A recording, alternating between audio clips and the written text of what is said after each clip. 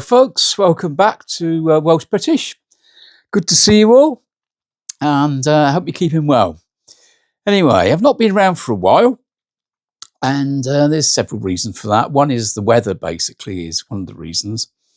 But the other reason is that I have been absolutely gobsmacked at the amount of things that are going on that are very, very worrying in this country. And I've been very worried about the reality of how Burnham is turning out, especially so quickly, as really being the second cheek of the same backside as Starmer and the rotten establishment behind him. It's a job to know where to begin, so I'm not going to be able to cover anywhere near what I want to today.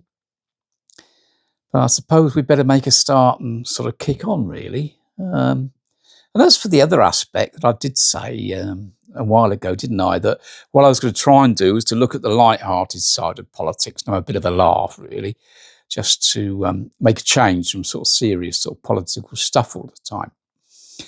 But I just can't find anything to laugh about at the moment. So, please bear with me, really. So, let's start to have a look into things. Now, do you remember that I also said very clearly, talking about dictator Burnham previously, is that what we need to do is to listen to what he's saying, but not take any notice of it, but remember what he's saying and have a look to see what he actually delivers. Because all politicians are a bit like that, aren't they? They'll talk the talk, but they won't walk the walk. They won't deliver. And we've seen a lot of that over recent years with past Tory governments, particularly with this Labour government under the first cheek of the backside, and now the second cheek of the backside. So you can't really you judge these people by what they do and not what they say. It's all piecemeal, and they're trying to manipulate people and trying to fool people, and they're trying to create a situation to get votes. And I think at the moment what dictator Burnham is doing is see if he can manipulate a situation in the country where he feels he could get enough votes to go for a snap general election. He says he's not going for a general election, but you can't take any notice of what he says. You have to wait and see what he does or doesn't do, whatever the case may be. But I think, that's what he's doing. And he's on a bit of a Burnham wave at the moment, nowhere near as much as perhaps it should be. But he's on a bit of a Burnham wave. So if he can increase that a bit more, I'm sure he'd go for a general election. And then that would give him 5 years to completely mess the country up, rather than just 3 years to completely mention the country up. Well, that's assuming that he won the election, of course, but or didn't bother with the election. But anyway, that's the sort of beginning, isn't it? So what I've done here, I've knocked up a few notes because there's so much stuff. I mean, I just can't even get it the notes anyway. Swiftly look basically at what's happening. He talks about stopping the gangs. The same as the first cheek. The second cheek is talking about stopping the gangs. Well, basically, they're not going to stop the gangs, are they? We all know that. Their intention is not to stop the gangs. Their intention, and we know clearly now, is not to stop illegal immigration either. They've got a plan now for the next 10 years of illegals coming in on boats. They've got no intention at all of stopping these boats whatsoever, even though you, the general public, have voted for this time and time and time again and been let down time and time again by different prime ministers, because it's all under the same rotten establishment. So, let's not fool ourselves. It's all hot wind and rubbish. They're talking absolute crap. They intend letting more and more and more illegals in, and probably just trying to manipulate it so they're coming through safer pathways so they can make it sound all legitimate, so that they can try and get round the idea of illegal unchecked immigrants, whereas we know they are unchecked. Like recently they said with some of them they've been vetted. How can you vet somebody that comes across on a rubber boat that's got no paperwork or nothing to show who they are, what their background is, whether they got a criminal offence. How do we know how many terrorists are coming in? We know terrorists are coming in on the boats. Nigel Farage has warned about this time and again over recent years. Some years back, that there will be, or the likelihood is there will be, sleeper cells coming in on the small boats that can be used later by regimes like Iran and any other terrorist organisation. And it would be very, very naive to think that that's not going to happen, wouldn't it? So, at best the government's naive, at worst they're bloody evil. So they're letting terrorists in.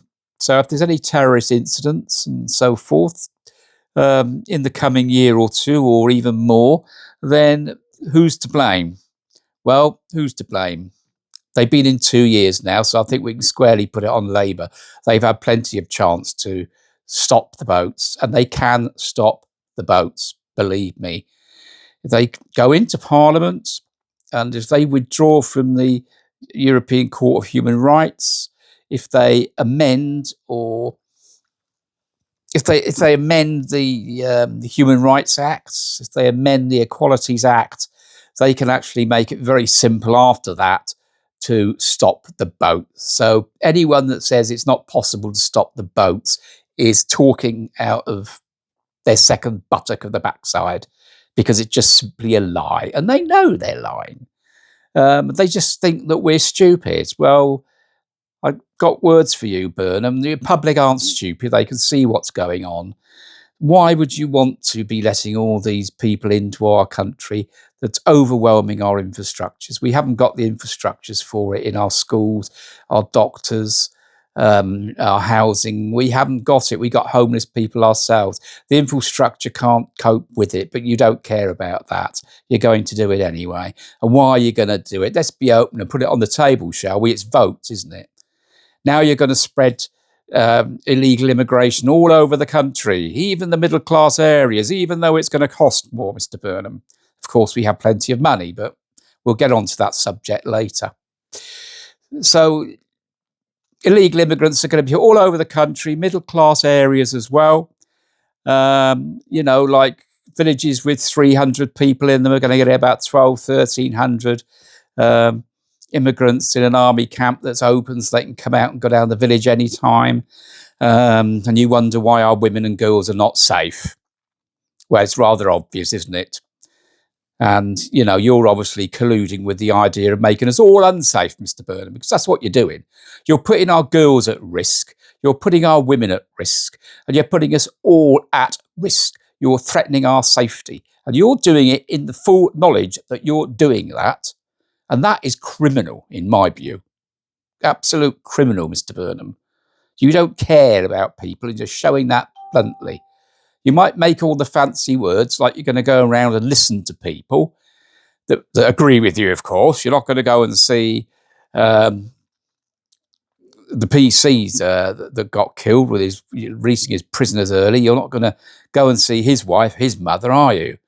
You're not going to see any of the mothers that have had their daughters raped or murdered by some of these people. You're not going to see them. You're going to see people that you can give them a load of flannel and will fall for your line. It's pathetic. It's so easy to see through you, Burnham. I mean, people see through you. And the people that don't, they soon will do. Your Burnham bounce is going to be as small as a little tennis ball wimping around on the floor. It's just so pathetic.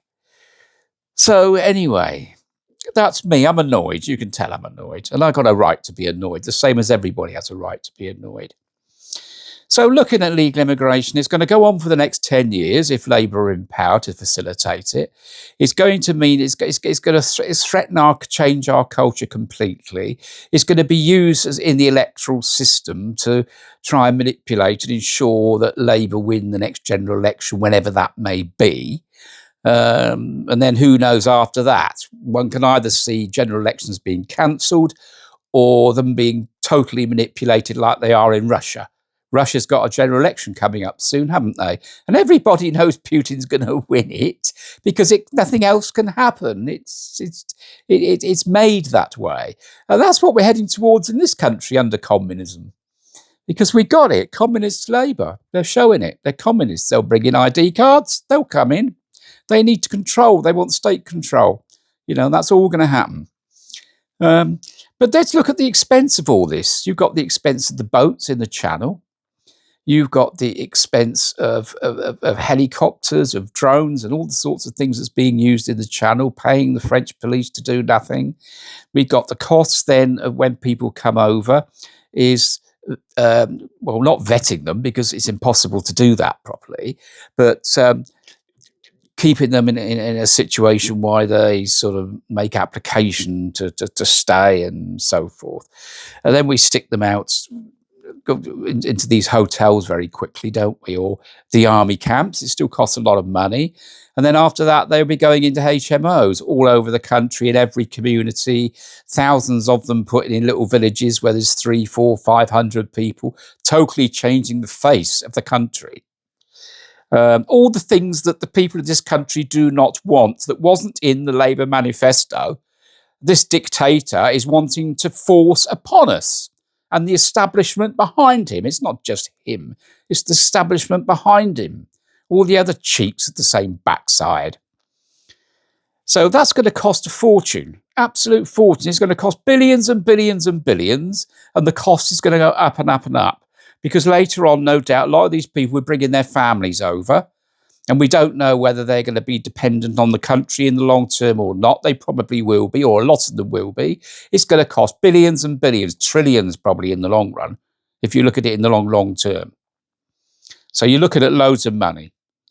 Now, we're also looking at, we're moving on to money now, away from migration. But the last thing to say about migration is what I've said before, Mr. Burnham, is the people in this country aren't stupid. They do not want this. They made this clear on many occasions.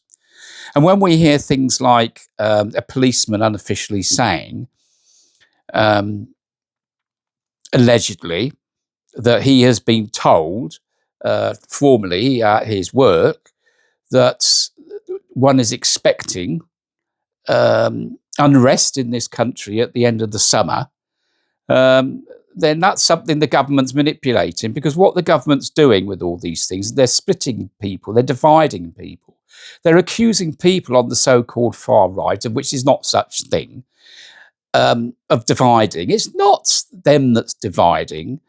The people on the right are being very peaceful. They're having peaceful demonstrations. There's very little problems. It's the left where there's the problems. We see that in the statistics. There's no need to believe me. Go and look for yourself. It's the left that caused the problems with violence. The right are demonstrating peacefully on the whole. There's very, very, very little trouble. So that's the situation there. And you're trying to blame things on people on the right. And that's absolutely ridiculous. Your first buttock of the backside was trying to do that before you, and now you, the second buttock of the backside, is trying to do that again. It's government that is dividing people. It's government that is turning people against each other, turning religions against each other, turning political right and left against each other, turning different tribes against each other. It's all the government. You want people to be divided because you want to have whole state control. And the easiest way for you to do that is to keep people divided and against each other. And that's it, on the table. It's up to people whether they believe that or not. You've only got to look and think. Think what people say, not just take it as granted. Look what they do. You're doing things to divide the country, Burnham, at the behest of the establishment behind you that are pulling your strings and telling you what to do. So the cost of all this immigration in the medium, long term, short term is horrendous, absolutely horrendous. Then we look at other costs, and moving on to money, we're looking at gas and electricity, and we're looking at what it costs. The cost in this country, we're paying the highest in the world, or one of the highest in the world, for our gas and electricity. It's costing a fortune. But it's not only that, Mr. Burnham, is it? It's all the electricity and gas that's burnt up by the National Health Service, by any other government agency, Army, Navy, Air Force, Civil Service, education, housing, all the rest of it, all these organisations within local councils, within nationally, the police, MI5, MI6, they've all got offices, they all burn fuel. So those prices are much, much higher. Who has to pay for that? The general public. We do. So we don't only have to pay high fuel prices ourselves, we have to pay higher fuel prices for all these government organisations locally and nationally. It's a fortune. It's billions and billions it's costing because you're too stubborn to open up the North Sea properly. Oh, yes, you said a little bit about opening up the North Sea, but we don't listen to what you say, Burnham. We watch and see what you actually do. One, you haven't opened up the North Sea yet. And two, if you did open up the North Sea, would you open it up enough to make a huge difference or just to make a short temporary difference to make it look good on you? Try to bump your votes up a bit so you consider calling a snap election. Stop playing games. If you talk about opening up the North Sea, you need to do it, and you need to do it quickly, and you need to do it, a lot of it. So there's tons of energy coming in from the North Sea to bring things under control, to bring down the costs. This is why immigration needs to be controlled, to bring down the costs, because we're paying out all this money. People are relying on the state when they come here now.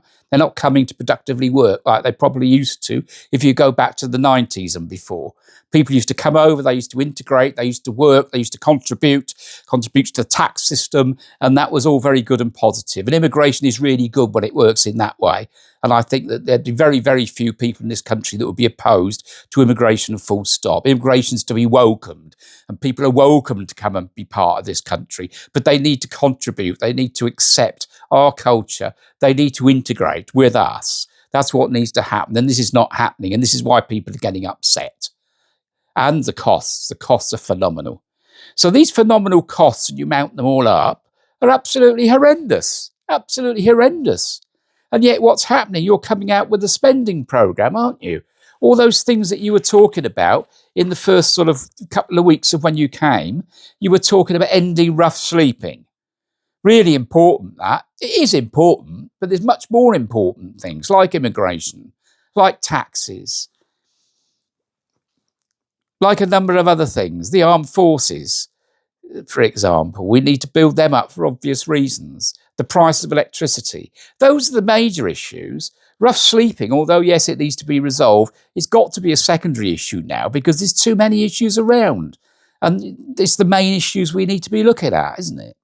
Doing something about positively and taking into account what the people of this country want. And that's why we need a general election, to give us a chance to vote again, so that it sinks in to your thick heads what people actually want.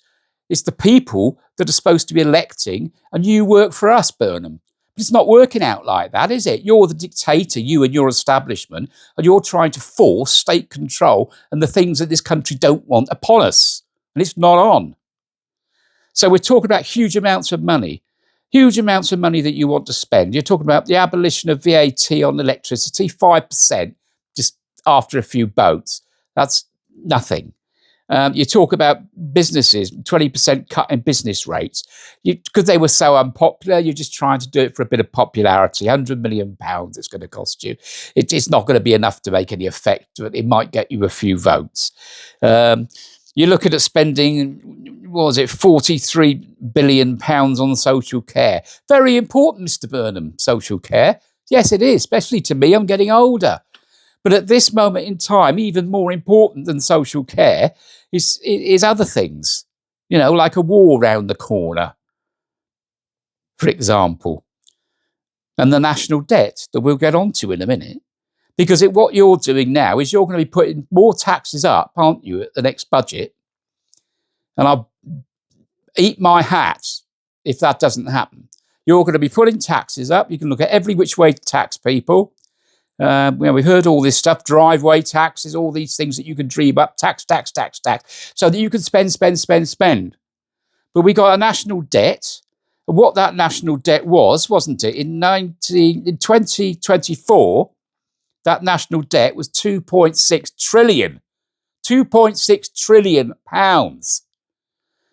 And this year, it's gone up to £3 trillion plus, and it's going up. Every month, the national debt is going up. This cannot go on.